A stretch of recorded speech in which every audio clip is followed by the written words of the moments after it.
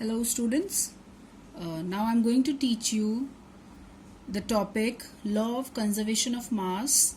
It's a topic of class 8 chemistry chapter number 1, that is matter and its composition. We are about to finish our chapter number 1. It is the last topic, so listen it very carefully. Okay. Now what is Law of Conservation of Mass? It states that matter can neither be created nor be destroyed. It can be converted from one form to another. Means you cannot create a matter and you cannot even destroy it. Means you cannot do the parts of it. You can only convert its form. It can be transformed. It can be converted from one form to another. What it means, it will be more clear with this. It's a kind of a formula only, you can say. Mass of reactants is equals to mass of products. Now by taking an example, I will be explaining you this, what is basically law of conservation of mass. You can see there is one balanced equation written here. It is a formation of water, 2 atoms of hydrogen added with 2 atoms of hydrogen added with 2 atoms of oxygen, and they make 2 molecules of water. Now here you can see the arrow sign, which is a forward sign here. The left of the arrow is called reactant and the right of the arrow is called product. You have already studied this, yes? Now first what you have to do, you have to find the molecular mass, because after finding the molecular mass, then only you will be saying that mass of reactant is equals to mass of product. Means you have to find the mass. So here we are finding the molecular mass of reactants. In reactants there are 2 elements, hydrogen and oxygen, and in product there is one compound, that is water. Now how do we find the molecular mass of a reactant or a product? See, this is 2 molecules of hydrogen, yes? So 2 you have to write here, and in the bracket you will be writing the atomic weight, mass of hydrogen, which is 1. Since there are 2 atoms of hydrogen, so it has to be multiplied by 2. Then moving on to oxygen, plus sign is there, so put a plus sign. 2 atoms of oxygen, so 2 multiplied with the weight of oxygen, that is 16. Now using algebra you solve it. So here you will get 4 plus 32, because 16 2s is 32. Add it up and you will get 36. Now moving on to the product part. Now you find the molecular mass of product, that is 2 molecules of water. Now 2 molecules you have to write outside a bracket, and in the atoms and the atomic weight we show inside the bracket. Now same way, weight of hydrogen is 1, 2 atoms, so multiply by 2. Plus sign we have to put in between. In a compound you know that there are so many elements, so all the elements get added up when we find the molecular mass. So oxygen has to be added with the hydrogen, so plus sign oxygen. Now here you can see there is only 1 atom of oxygen, so I have written only 16, no multiplying it by any number.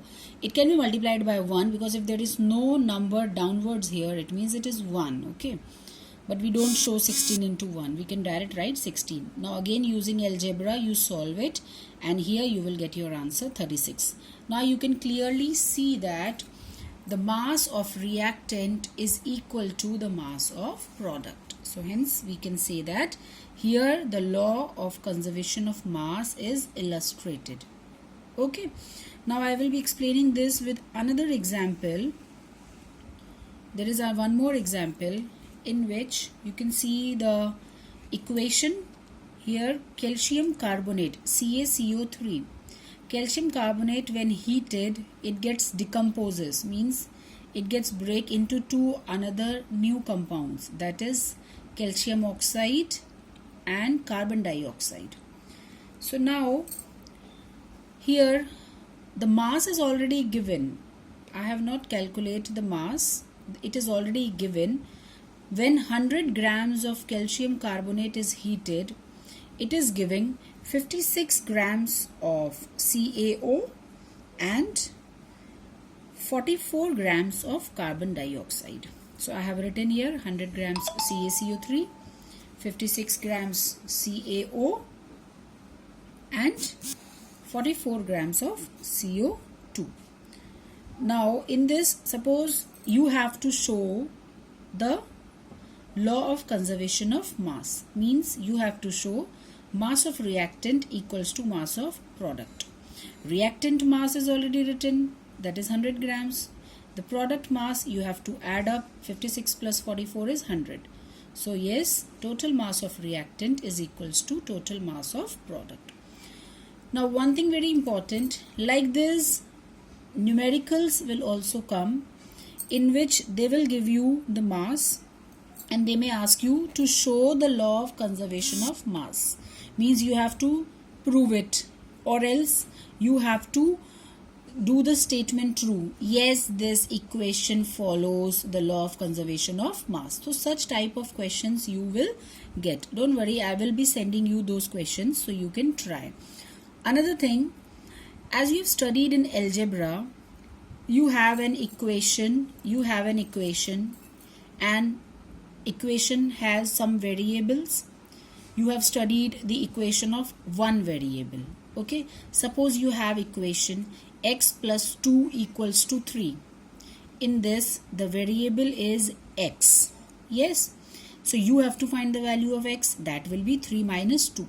So using this logic only, many more questions can be asked in chemistry. How? Suppose they give you the mass of calcium carbonate, of CO2, and they are asking you to find the mass of calcium oxide. So let the mass of calcium oxide be x. Calcium carbonate is 100, CO2 is 44. So 100 minus 44, 56 will be the mass of calcium oxide. So in this way, you can also find the mass. Okay, but remember, you have to use this law. Which law? Law of conservation of mass, that is mass of reactant is equals to mass of product. Now I want to show one more example here which I have solved. You read the question first. What the question is saying, calculate the weight of quicklime formed when 400 grams of calcium carbonate is heated. So you have to find the weight of quicklime, that is CaO. The same reaction you have to use which I just explained you. You can see in the solution I have written the equation. Calcium carbonate CaCO3, CaO giving CaO and CO2. Now here, since we have to find the weight, it means you have to find the molecular mass of reactants and products. So for finding molecular mass, you need atomic weight. Atomic weight will be given in the question. Don't worry, it will be given in the question. But if a teacher wants to make a question little tough and tricky for you, so he or she may not give. So since you are at home students, you have so much of time, you can also learn the atomic weight of different elements.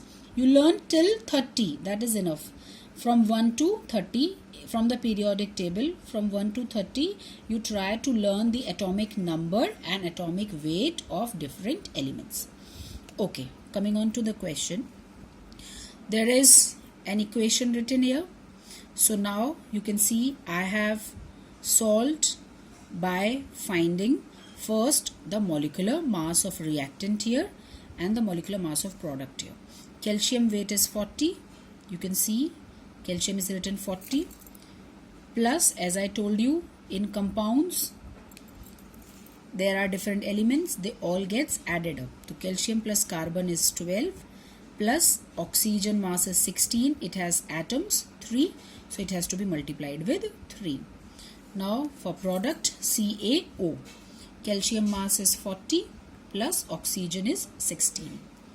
Then CO2, 12 plus 16 multiplied by, sorry, there is one thing wrong here, it should be 16 multiplied by 2.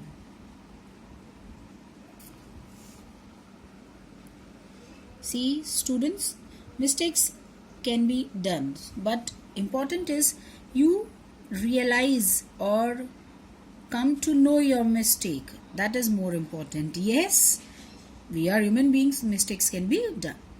12 plus 16 multiplied by 2 because we have 2 atoms of oxygen. Yes, so 16 twos is 32. Correct? Now, use your algebra and try to find the mass. 40 plus 12 plus 48 is 100. Here 40 plus 16 is 56, and 12 plus 32 will give you 44. I have written 60 because of 16 threes. Okay, so you correct it. So it is 44. Now one thing I want to tell you, in the question they are only talking about 2 compounds, that is quicklime CaO and calcium carbonate. Now if you want that you only find the mass of CaCO3 and CaO, because the question is asking about only 2 compounds, so you can do your question with only these 2 masses, 100 grams of CaCO3, 56 grams of CaO. You don't need to find the mass of CO2 because it is not needed. But since I have done, so if you will not do, it will not be wrong. Okay, so what this statement written here states that 100 grams of calcium carbonate on heating gives 56 grams of calcium oxide. Move to the question, read it again. Find the weight of quicklime when 400 grams of calcium carbonate is heated. So we have a mass of 100 grams, but question is asking to find the mass of 400 grams. In maths you have studied, suppose a cost of 20 registers is 100. Okay, means 20 registers cost rupees 100, and you have to find the cost of 40 registers. So you cannot find the cost directly. Yes, first you will find the cost of 1 register. So in the same way, with the same logic, you have a mass of 100 grams of calcium oxide. You have to find the mass of 400 grams. So first you will find the mass of 1 gram. 100 grams of CaCO3 is giving 56 grams of CaO. 1 gram of CaCO3 will give 56 upon 100 CaO. Now you write 400 grams of CaCO3 will give 56 upon 100 into 400. 400 can be cancelled by 4. So 56 into 4 is 224 grams of CaO. So finally your answer is 224 grams of CaO will be formed on heating 400 grams of CaCO3. Hope you have understood, students. See, this is chemistry numerical, but maths logic will be used everywhere. Okay, I hope that it is not so tough, isn't it? It is not that much tough now. It is easy also. You try these questions, and I will be sending some more numerical questions based on these methods only, which I have just now explained. So you try and wait. In my next video, I will send you some other numericals. Till then, do revise it and do learn it what I have taught you. Thank you.